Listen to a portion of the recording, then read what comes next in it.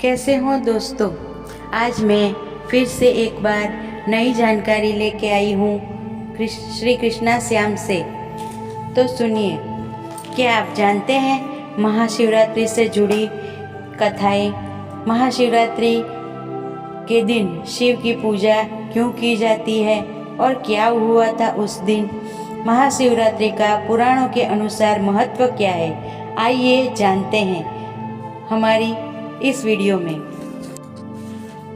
तो दोस्तों, आज हम बात कर रहे हैं महादेव शंकर की, जिसके बारे में हम कह सकते हैं असितगिरि समस्या कज्जलम सिंधु पात्रे सुरतरुवर शाखा लेखनी पत्रमुर्वी लिखति यदि गृहीत्वा शारदा सर्वकालम तदपि तव गुणानामीश पारम न याति। शिव के विषय में कहा गया है, हे शिव, यदि नीले पर्वत को समुद्र में मिलाकर स्याही तैयार की जाए, देवताओं के उद्यान के वृक्ष की शाखाओं को लेखनी बनाया जाए और पृथ्वी को कागज बनाकर भगवती शारदा देवी अर्थात सरस्वती देवी अनंत काल तक लिखती रहे, तब भी हे प्रभु, आपके गुणों का संपूर्ण व्याख्यान संभव नहीं होगा। तो ऐसे हमारे शिव जी के लिए महाशिवरात्रि में संबंध में कई कथाएं प्रचलित है।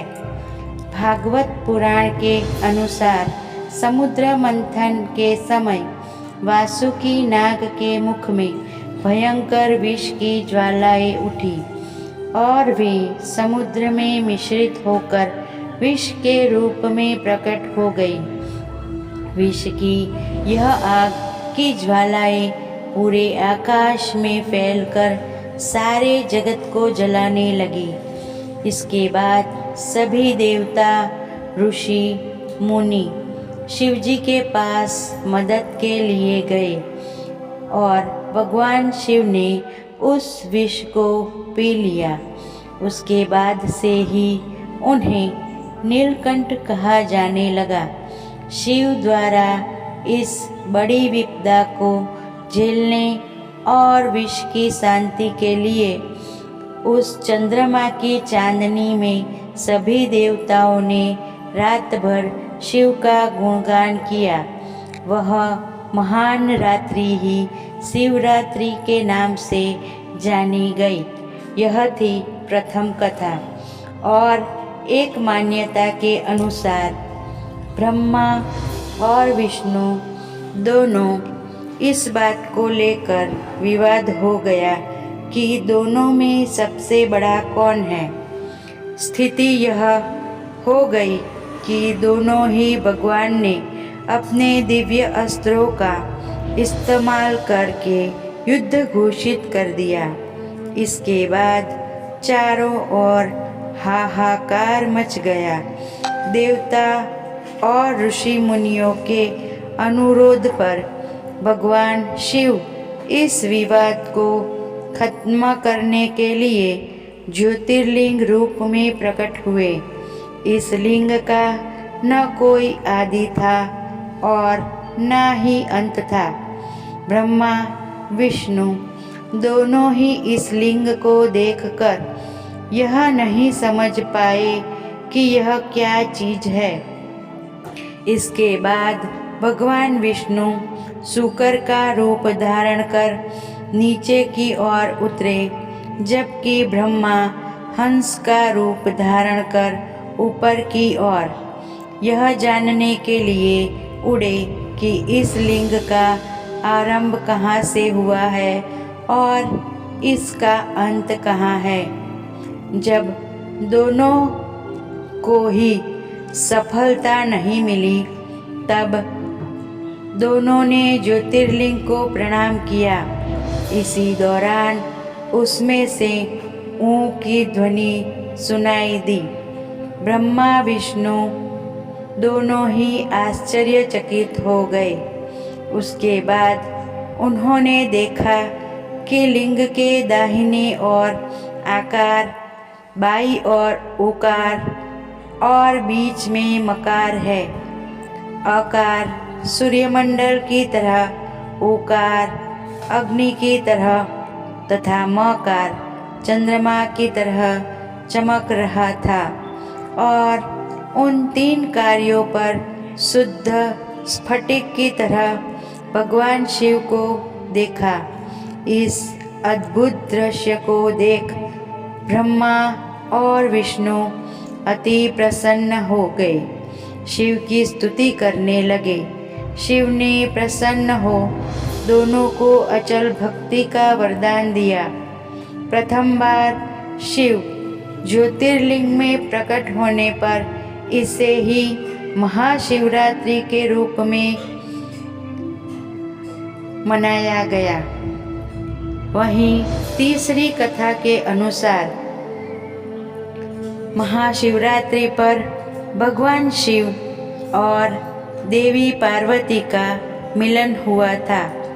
फाल्गुन चतुर्दशी तिथि पर भगवान शिव ने वैराग्य त्याग कर देवी पार्वती संग विवाह किया था और गृहस्थ जीवन में प्रवेश किया था। इसी वजह से हर फाल्गुन चतुर्दशी तिथि को भगवान शिव और पार्वती के विवाह की खुशी में महाशिवरात्रि का त्यौहार मनाया जाता है।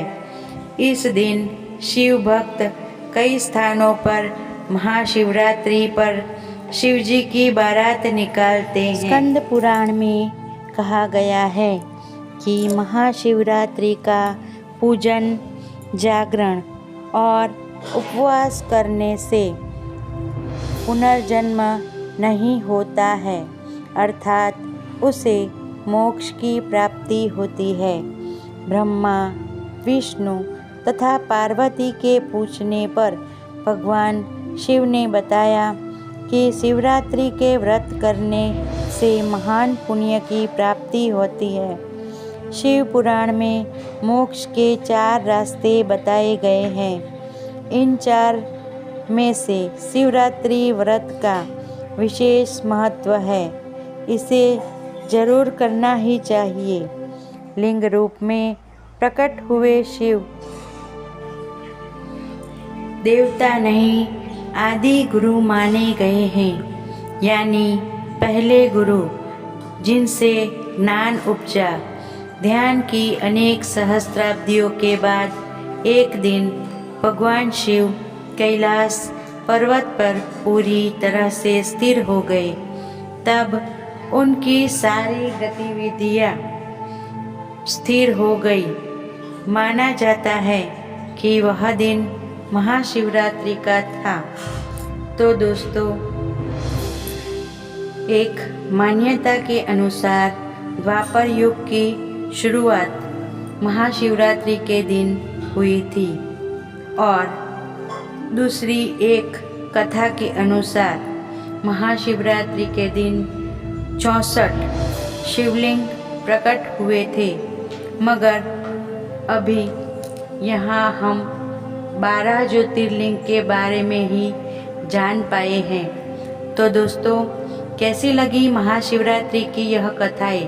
और अगर आप भी कोई कथा जानते हो और इसके बारे में बताना चाहते हो तो कमेंट बॉक्स में प्लीज़ लिखिए।